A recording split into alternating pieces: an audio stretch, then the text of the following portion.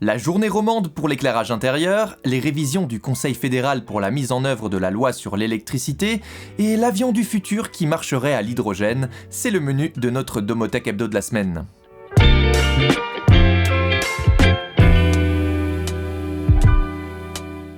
Avec la JEI, Journée romande pour l'éclairage intérieur, SLG, l'association suisse pour l'éclairage, a décidé d'organiser un nouvel événement.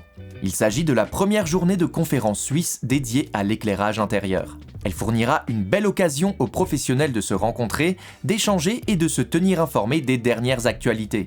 Si vous n'êtes pas encore inscrit, c'est le moment de le faire. La JEI aura lieu mercredi prochain, 27 novembre. Au programme figurent des sujets tels que le rôle du concepteur d'éclairage, la gestion de la lumière, l'impact des labels environnementaux sur l'éclairage et la présentation de projets originaux. Vous pouvez vous inscrire directement ici. Le 20 novembre, le Conseil fédéral a adopté des révisions d'ordonnances clés pour la mise en œuvre de la loi sur l'électricité visant à soutenir le photovoltaïque pour atteindre 35 TWh d'électricité renouvelable d'ici 2035.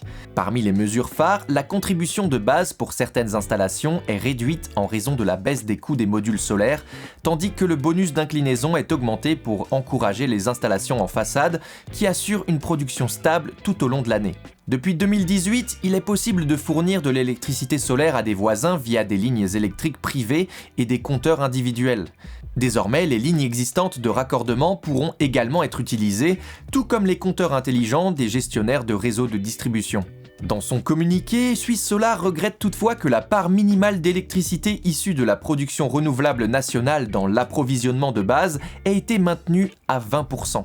Un plan d'expansion contraignant en vue d'un approvisionnement intégral de la Suisse en électricité renouvelable aurait été plus approprié. Les infos complètes sont disponibles en ligne. Airbus et Toshiba ont décidé de s'allier pour imaginer l'avion du futur, et pas n'importe lequel, un avion à hydrogène qui pourrait voler dès 2035. Leur idée, créer un moteur électrique extrêmement efficace grâce à la supraconductivité. Alors pour faire simple, un matériau supraconducteur, quand on le refroidit à des températures très basses comme moins 253 degrés, il laisse passer l'électricité sans aucune résistance. Résultat, pas de perte d'énergie sous forme de chaleur, donc un moteur plus léger et ultra performant. Et l'hydrogène, lui, joue un double rôle. C'est à la fois le carburant et le réfrigérant qui garde tout ce petit monde bien au frais. Pas mal, non ? Cette collaboration s'appuie sur le projet Cryoprop d'Airbus et le prototype de moteur supraconducteur de 2 MW développé par Toshiba. Airbus vise à faire voler un premier avion commercial à hydrogène d'ici 2035 dans le but d'atteindre zéro émission nette avec ses avions d'ici 2050. Le Domotek Hebdo, c'est fini, on se donne rendez-vous très vite pour un nouvel épisode.